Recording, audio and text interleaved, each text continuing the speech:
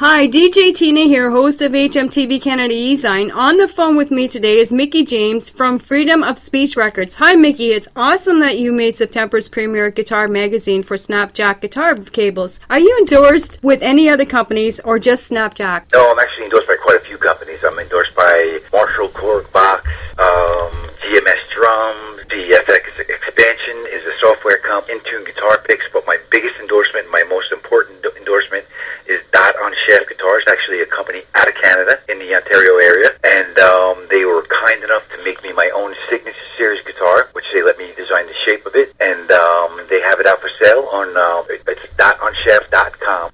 That's their website. It's actually, you can actually purchase the guitar and check it out. You could also see it on my site and stuff like that. That is my most amazing endorsement that I appreciate the most. But of course, they're all great. Don't you think it's awesome when you're supported and backed by companies? I suppose it's a tremendous help in getting your name out there in the media? Well, no doubt. I mean, the bottom line is there's a lot of, it's one of the things that are very good compensation for this horrible business that we're in. Music business is very, very tough, and it's really good to not only get people to help you out so you get to experiment with different types of products and stuff like that, but also that, you don't always have to buy everything, which is beautiful.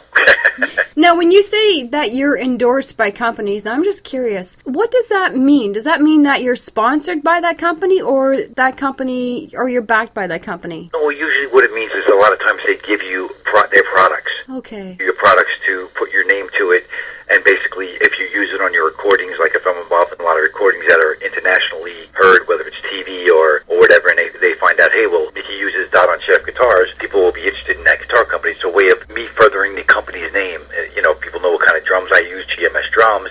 Then they say, wow, these drums sound great on this recording. Let me go check out some GMS drums. It's kind of like a free advertisement for the company, if you will, and at the same time, it helps you out because you get instruments that either discounted or completely comped, which is beautiful, Well, that's a musician's dream, eh? Oh, yeah. It's been years. I've been waiting. It's finally happening.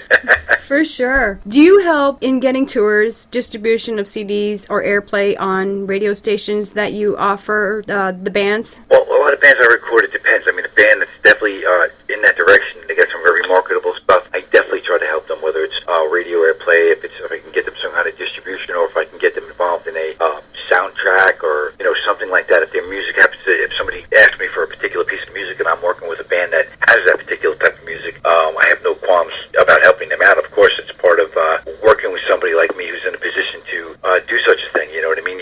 When you have contacts to a lot of industry like that, it's definitely good to help out your clients. Of course, it is what somebody's looking for. You can't just say, well, I'm going to help everybody out, because if you don't have what somebody's looking for, then it's kind of like a moot point. But yes. So is Freedom of Speech Records an independent label? It's not. It is set up as a label. However, at this point, it's more of a production facility. It's my recording studio, and basically what I do is I do all my recordings here, and it's a publishing company. I'm not necessarily set up to sign bands per se and back bands, which a real label does. So I wouldn't necessarily say I'm working as a label right now.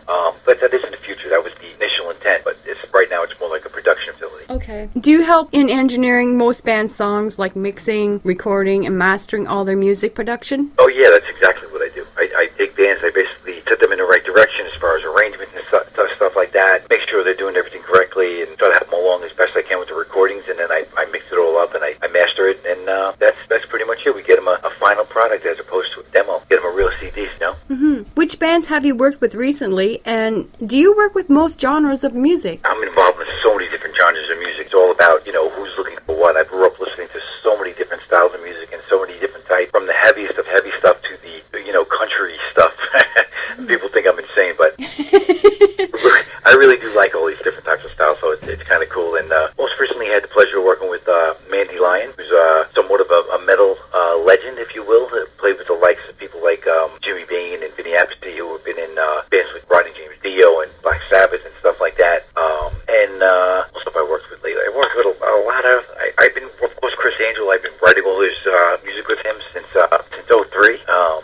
Specials in every Mind Freak TV show from 1 through 4, and we just finished up season 4, and it's actually airing now. And that's like the two most notable, probably. Impressive, yes. Thank you. Do you have lots of bands requesting to work with you in your studio? Oh, sure, all the time. I get bands from all over. I'm based out of New York, all over the world. Funny enough, I mean, I have had people requesting work from me, not too far from like California and whatnot. And then there's also people who come in my studio who, like singers who get hired. A singer named Mike DeMeo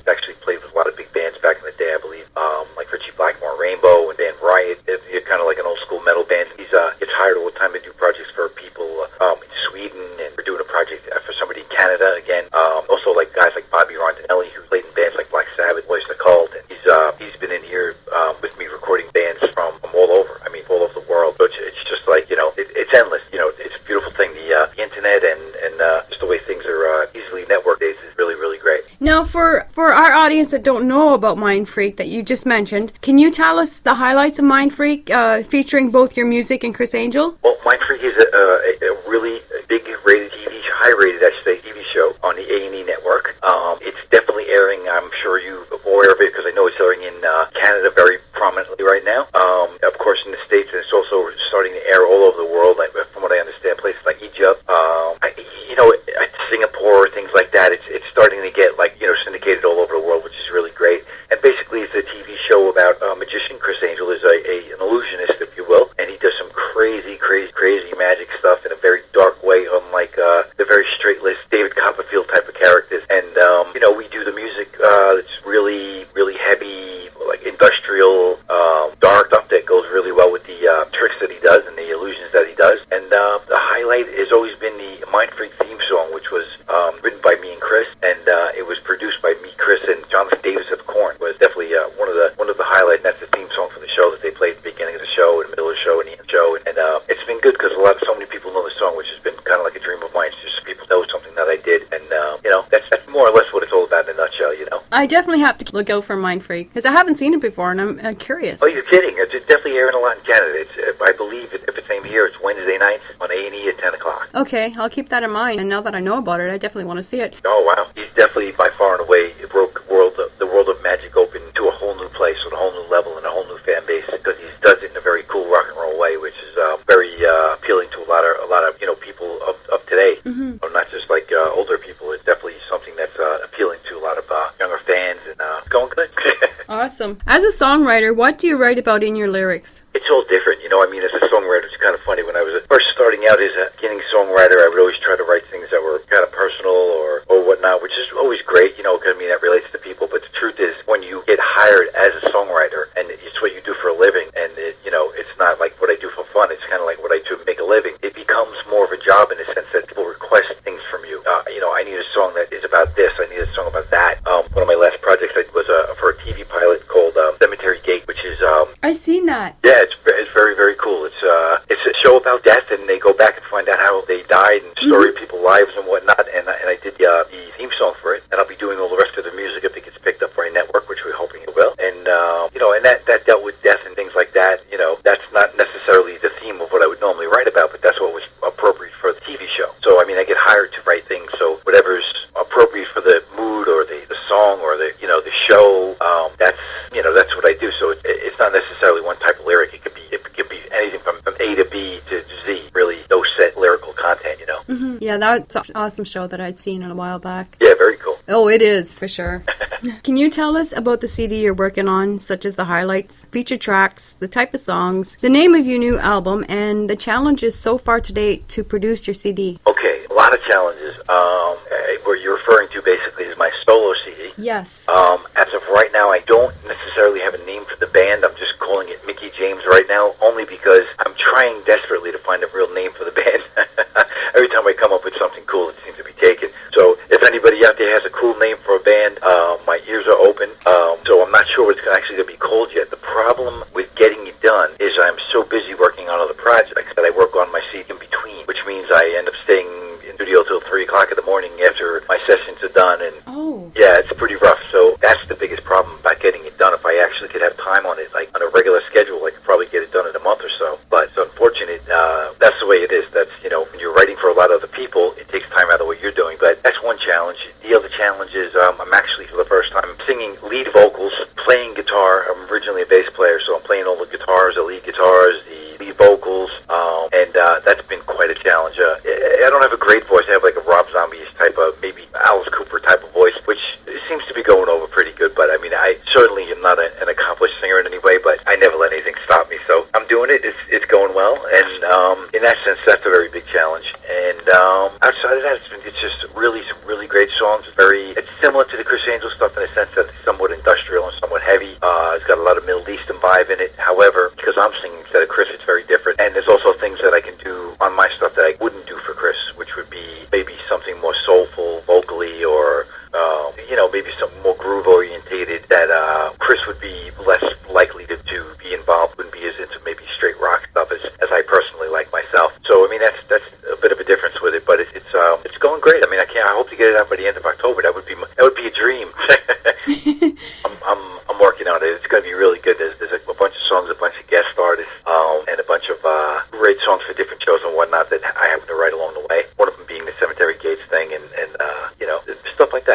to ask you, with one of the challenges in coming up with a name, have you ever thought of coming up with a contest on MySpace for your fans to come up with a name and maybe give away like a free T-shirt for it? I have. I would probably give away more than a T-shirt, but I have thought of that.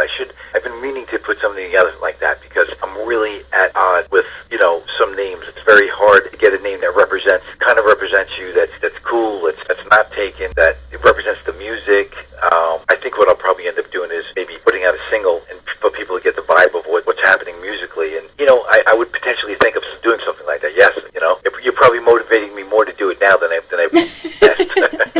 I think when the fans get involved, they feel like they're part of it. So, no doubt. Yeah, and everybody on MySpace knows this is a very big thing. I believe I'm one of the only few people on the whole MySpace staff, if you will, that actually writes back to people, which, I understand. I mean, they're so crazy busy. People work for Chris and Chris himself. It would be impossible for a lot of them to answer back. Mm-hmm. I just make a very big point of doing it because, I'm up and coming. I've been working on this all my life, and things are happening. I'm very appreciative of people who are interested in what I do and of me in general. And so, I really do appreciate it. I always try to get back to everybody and anybody, and a lot of people are very shocked by that. That's basically what I do. I mean, I try to keep in touch with anybody whenever possible. It gets harder and harder every day, of course. More and more people that add you and write you, and Oh, I know. I've been there. So if people try to write you more than once a day, it becomes really, really rough to answer, and it's just it gets hard. it's really helpful in having a street team because when you can't get to them or get to every email in the day, they help out. Oh, definitely. Yeah, they help out greatly. And the best thing for a street team, if you're going to create one, it's good to create a local one. To start with something very local to help to get the word out locally and then expand from there. Yeah. Oh, I agree. Yeah, because some of the musicians starting out will start out locally, like within their own hometown, and then they'll go international, like in Canada as street team and USA street team. And then, when you get in on an international basis, you're really getting the word out there. Oh, no doubt. Yeah. MySpace is such a great tool, and there's so many people who are just interested all over the world, which is so great. It's such a big, live, built-in audience. Mm-hmm. And there's lots of people that love starting up street teams and getting involved and getting the word out there about the bands that they love. It's all about timing. As soon as the CD is done, there's going to be a mass blitz on the world. My next question. What instruments do you play, and what is your technique for coming up with the melodies to your lyrical content? Okay. First off, I play every instrument I can get my hands on, and some of them very messily, if that's a word. But basically, I don't have a fear of trying to play anything. I've actually just purchased a mandolin, which would be probably very different from what people would think I would play, but it's just something different to venture into. And I'm actually in the market for a sitar right now, an electric sitar, because I do a lot of Middle Eastern type stuff, and it'd be real cool to get into that. So I'm always constantly venturing out. I mean, I started out as a bass player. I played keyboards on the Chris Angel stuff. I play all the instruments as far as guitars, drums, bass, keyboards. I mean, I don't do drums actually. I have done a track on drums. Drums is a very tough instrument for me. It's my least accomplished instrument, if you will. I actually have my drummer for my band, Earthy's Dog, Nick D'Alessandro, does 90% of the Mind Freak stuff that you hear, and quite the drummer. We've been playing together years and years and years, and he does a big bulk of it. But I've been messing around with it, working on it, and I basically have no fear on any instrument. No matter how bad it sounds, I'll keep playing it until I get it to sound like okay, Mm-hmm. That's what I think it all is. It's all experimentation. I don't believe in technicality, if you will. Now, are you still with the bassist for Earthy's Dog? Yes, I am. Still play live with the band once or twice a month. The band has toured all over Europe, like 5 different countries: Czech Republic, Poland, Holland, Belgium, mostly Germany. We've played in Canada, played all over the place. It's just St. Croix, Virgin Islands. I mean, the band has been out there playing and playing and playing, and that's a very funky rock band with a bit of a modern twist to it, which is great. But I mean, I've definitely been. This stuff I'm doing on my own is a lot heavier, and in Earthy's Dog, my brother's actually the lead vocalist, and so it's a very different role for me to be doing this. But no, I still play with band. I still have a great time. They were all brothers to me, outside of my real brother, who is the lead vocalist and lead guitar player. But the other guys are like my brothers. I've done so much together. It's such a great band, such a great friendship. Compared to the 90s, where do you think the music industry is headed today as a business in the future? Is it getting better or more diversified with the internet and digital downloads? Well, it's definitely a whole different ballgame. I mean, a whole new generation doesn't know anything about, not that they don't know about it, but they're less likely to buy a CD in a store and more likely to just download it, which is good and bad. I mean, there's different aspects of that. The good part is that's changing very drastically is, an artist, and as a lot of bands that I work with who are up and coming or trying to really get out there and do their thing, and they've spent a lot of money recording, and then they want to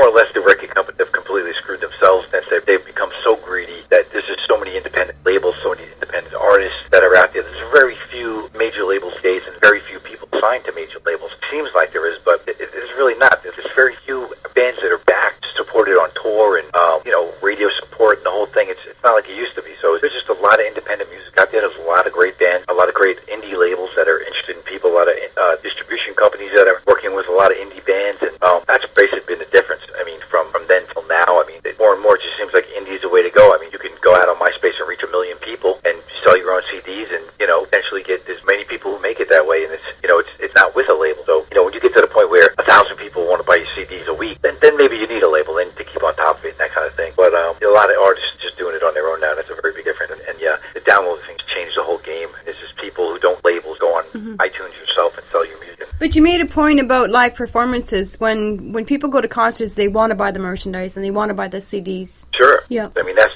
part of it. That's why it won't change forever. I mean, at some point, if you're a live band playing, you live on that merchandise. I mean, you live on. I've toured Germany where they did feed you and they did have a place for you to stay. But when it came to the day-to-day stuff, like driving in the car and guys who were smoking, I don't personally smoke, but let's say cigarettes and stuff like that, they needed money or they wanted to eat more than what they were giving us or whatever. Just go out and have a good time somewhere, in between gigs or whatever. You needed the merch money is everything. I mean, it's kind of like that keeps you afloat when you're on the road. It pays for your gas. It pays for so CDs and shirts and all that is a very supportive way to support an artist. And I mean, definitely touring artists, it's a must-do thing.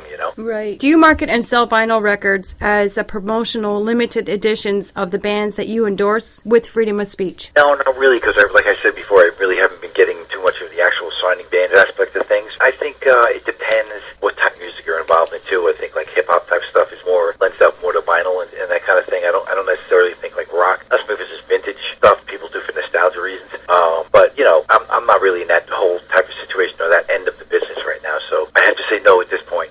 It's just that some of the older bands do it for charitable causes, noteworthy causes, and special concerts. Oh, sure, no doubt. Well, I mean, people always look for ways to raise money. There's no doubt. I'm always up for a charity. I mean, I was offered to play in Canada, actually, at a concert called Save the World. I think it's called Save All World, I believe. And there's a lady, Linda, who runs that, who's so amazingly nice. She's been trying to get our band out there to play. And we basically told her, look, fly us out there, meet us, and we'll do it. We didn't want any money. I mean, we're always very charitable that way. And I've always been for whatever cause it might be. I think that any band in any position or any musician that's in a position to raise some kind of cash for whatever reason that's a good, worthy cause, they should definitely do so, Before we wrap up our interview, can you plug in your main web address and a MySpace URL so fans can access and purchase Freedom of Speech CDs and merchandise online through the internet? Sure.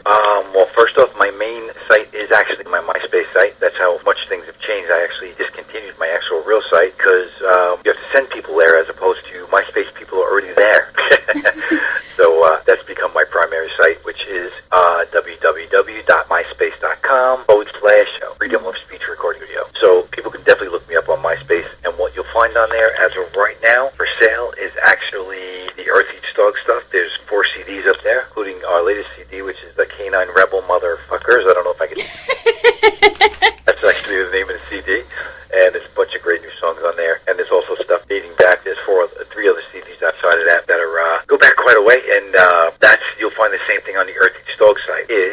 myspace.com/Earthy Dog, and you can see some vintage Micky James, quite silly at times, and all that fun stuff.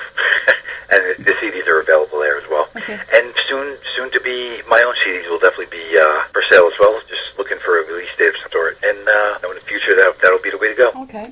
Definitely check out Premier Guitar Magazine. You can check that out at any Borders or any bookstore, really, Walden Books. And in the September issue of Premier Guitar Magazine is an ad that I'm in on page 108 for a company called Snapjack Cables. Great cable company. Great company.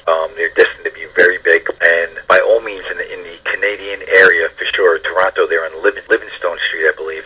Dot on Chef Guitars, dotonchef.com. Greatest guitar store. He's opening up a new one. And it is just the guy, Mike, who runs the place, is the bomb. Coolest guy ever. And you can definitely check out some Micky James Signature Series guitars and basses. They're making basses now as well. And if you're not interested in that, he has so many guitars in his store, it's ridiculous.